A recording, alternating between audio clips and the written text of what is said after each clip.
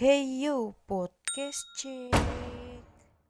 Udah, habis balik lagi di podcast Diva. Di sini aku kehadiran dua narasumber nih. Yang salah satunya yaitu Giovanni Cornelian Wibowo. Dia merupakan owner dari Bambu Lampu. Benar Mas Gio? Ya, benar sekali.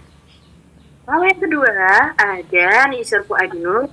Dia merupakan owner dari Cash dan Tas. Ukir. Iya. Aku mau tanya, awal kali buka usaha atau bisnis ini bisa dijelaskan? Kalau awal usaha sendiri, saya itu melihat potensi dari masyarakat sekitar yang mempunyai ahli di bidang ukir kayu ya. Jadi saya ingin menerapkannya di casing HP dan tas ukir karena menurut saya itu lebih kekinian dan bisa menjadi ajang promosi untuk masyarakat keluar. Untuk pasarian itu Mas Nizar itu dari kalangan anak remaja Pak atau dewasa Mas? Kalau target pasar sendiri kami menargetkan di kalangan remaja sampai dewasa ya. Karena pada kalangan itu yang paling banyak menggunakan HP. Jadi menurut saya itu potensi yang sangat besar. Terus apa pertanyaan nih? Berarti itu kan kayak bikin kos itu bahannya kayu ya Mas? Ya, Kira-kira itu tuh apa sih buat dipakainya? Kan sedangkan kayak HP itu selalu dipegang ya, maksudnya buat tangan itu enggak sih Mas? kenapa? Suaranya Eh, agak Casnya kan berupa kayu kan bahannya. Dipegang itu sudahkah aman Mas? ya kalau menurut kami sendiri itu sudah aman ya karena mungkin itu malah bisa membuat HP lebih dingin karena bahan baku itu apa ya mungkin bisa menetralisir panas kayak gitu. Oh iya ya. Oke, cukup bagus. Lalu Mas Gil sendiri awal bisnisnya itu berawal dari mana ya? Kok bisa ada ide membuat lampu dari bambu dan itu unik sekali gitu loh. Masih jarang kan?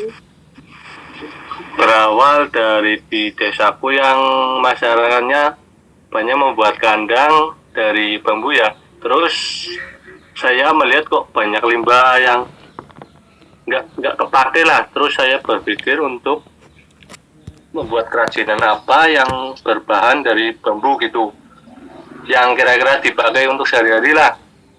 Terus saya kok dapat ide membuat kerajinan berupa bambu yang berbahan dari membuat lampu yang berbahan dari bambu gitu. Iya ya. Jadi Mas Gil hampir salah ngomongnya. Ya, santai Ya. Mas Gio ya. Mas Gio harus santai kan. Mas Gil tuh selain wirausaha atau bisnismen dia juga pelawak ya. Iya. Itu bisa jadi menjadi bakat itu. Tapi menurut saya usaha dari Mas Gio maupun Mas Nizar itu cukup unik ya, masih jarang sekali sih. Iya. Juga mas-mas ini yang masih muda udah jadi owner dari bisnis keren ini. Selanjutnya aku punya pertanyaan kedua nih. Sekarang ini kan sedang maraknya virus corona atau pandemi COVID-19. Lalu berpengaruh nggak sih atau adakah dampak bagi usaha kalian? Bisa dijelaskan Mas Nizar? Kalau bagi perusahaan kami ya tentu dampak dari corona itu ada. Yang pertama itu dari aspek pasar, kami sangat kesulitan untuk memasarkannya karena konsumen tidak bisa datang langsung ke toko karena adanya pembatasan sosial. Yang kedua dari aspek manajemen, kami sebagai pimpinan tidak bisa secara langsung mengawasi para karyawan yang sedang bekerja. Dari aspek ekonomi, tentunya akan berdampak pada karyawan kami yang akan mengalami pemecatan sehingga penghasilannya berkurang. Dari segi teknis, kami sangat khawatir kepada karyawan kami yang yang berada di paling depan untuk mendapatkan bahan bakunya, karena itu resikonya sangat besar untuk tertular penyakit COVID ini. Tetapi dari segi lingkungan mungkin akan lebih kurang ya polusinya, karena kami mengurangi jumlah produksi. Dari aspek keuangan tentu itu sangat berdampak besar, karena dengan tidak dapatnya konsumen melihat barang kami, maka peminat dari produk kami itu menurun sehingga mengurangi pendapatan perusahaan kami. Oke, kalau menurut Mas Gio sendiri dampak apa sih yang muncul pada usaha Mas Gio? Bisa dijelaskan, Mas? Dampak dari corona ini sih sangat berpengaruh sih ya terhadap penjualan. Penjualan di Bambu Lampu ini menurun, Mbak, karena saya tidak bisa berjualan di toko saya. Tahu sendiri kan, Mbak, pemerintah menerapkan PSBB. Dari situ pasar tidak boleh beroperasi. Jadi saya berjualan di online, sedangkan para konsumen cenderung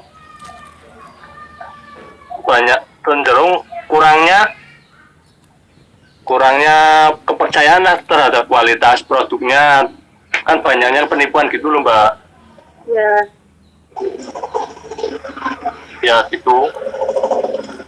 Oke, berarti cukup banyak juga ya dampak buruk bagi usaha Mas Nizar dan usaha Mas Gio Iya, ya. benar sekali. Iya, Mbak. Lalu adakah teknik atau cara untuk mengatasi dampak-dampak buruk tersebut? Bisa dijelaskan, Mas Nizar? Kalau dari saya sendiri itu, saya yang pertama dari aspek pemasaran ya, saya itu menggunakan teknik avoidance. Dengan teknik ini perusahaan kita menghindari risiko dengan cara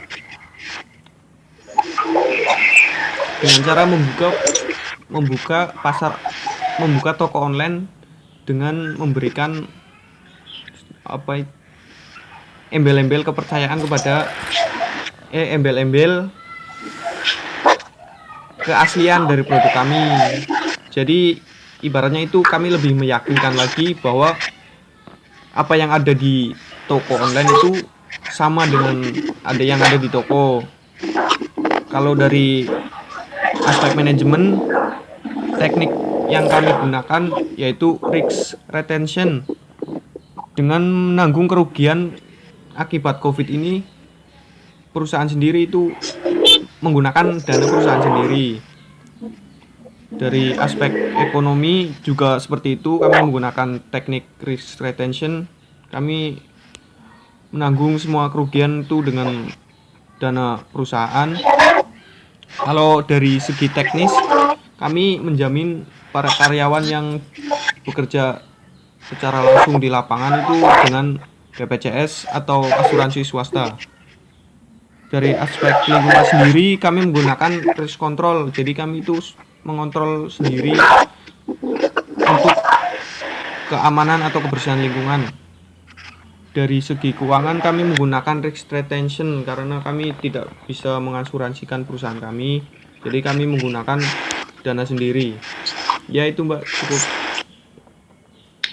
Oke, kalau dari Mas Gio nih, solusi apa yang digunakan Mas Gio untuk mengatasi dampak ini? Kalau bisa dijelaskan? Ya, Mbak, untuk dari transaksi kan biasanya adanya transaksi pembayaran kan biasanya adanya penipuan ya, Mbak. Kita dalam itu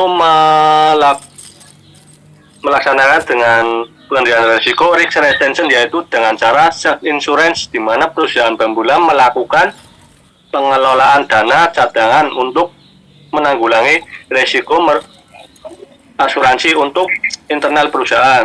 Terus yang kedua risk avoidance, yaitu alternatif penanggulangan risiko ini juga dapat dilakukan dengan menghindari risiko melalui cara kerjasama dengan perusahaan aplikasi jasa pengiriman seperti Gojek atau Grab yang menggunakan sistem pembayaran dengan saldo GoPay atau OVO.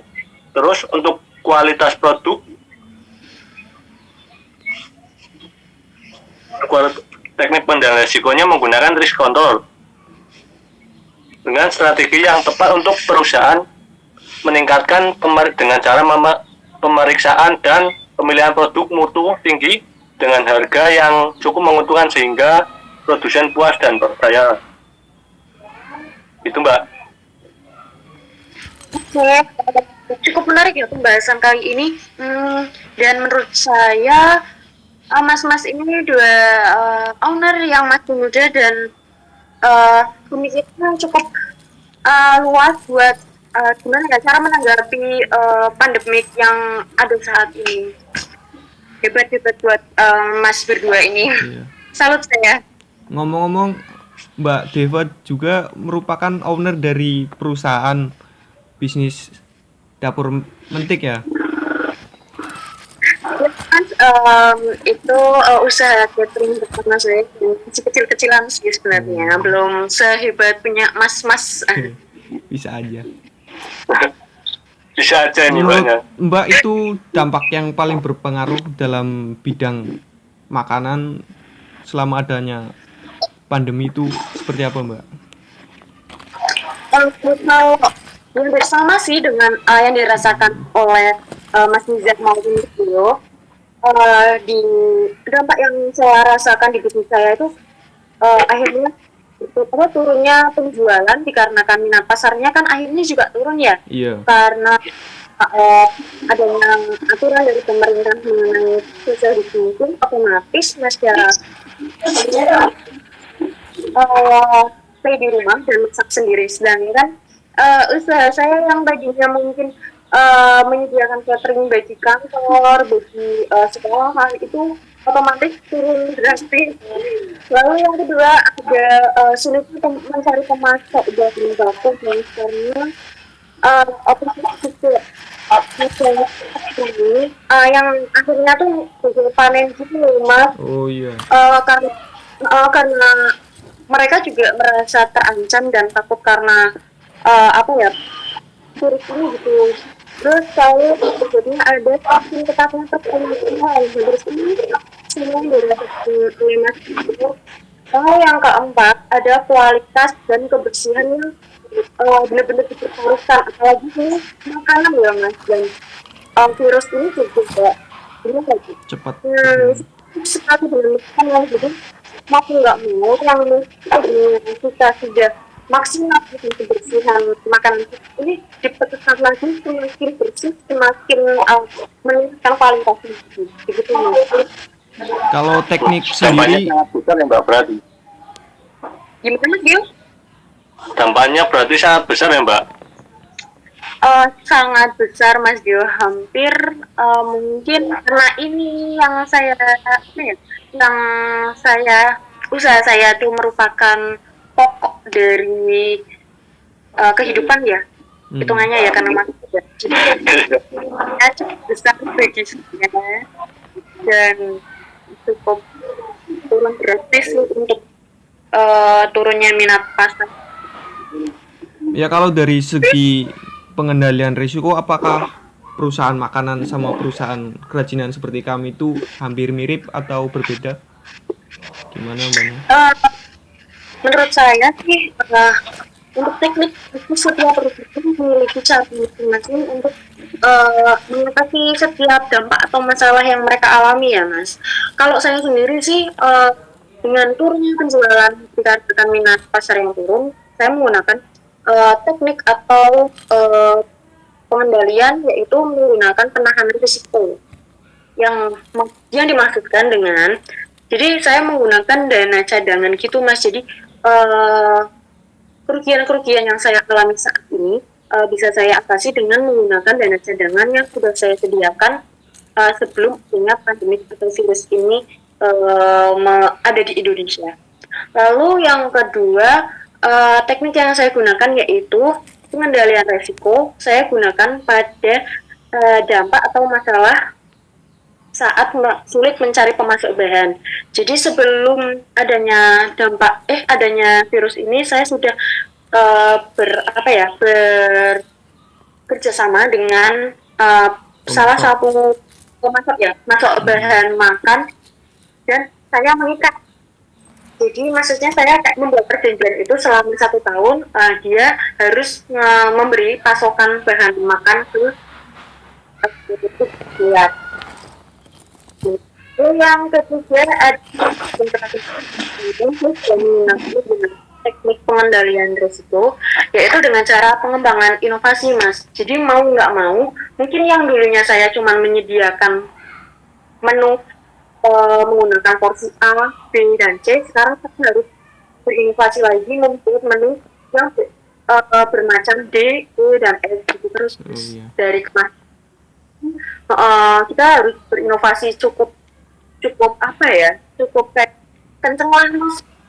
Terus yang berikutnya kualitas dan kebersihan ini yang sebenarnya ditakutkan oleh dari usaha kami sendiri, karena benar-benar gimana ya, ini tuh virus yang sangat berbahaya dan harus benar-benar steril. Jadi yang mungkin tadinya saya sudah bersih dalam menyediakan makanan, ini harus benar-benar super bersih lagi.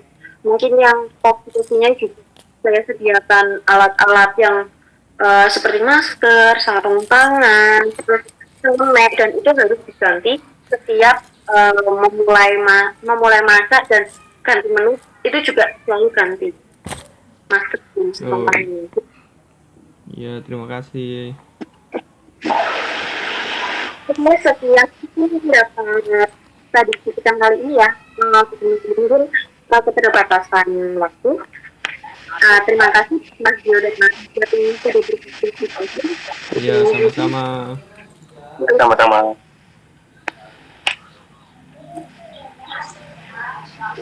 Sayur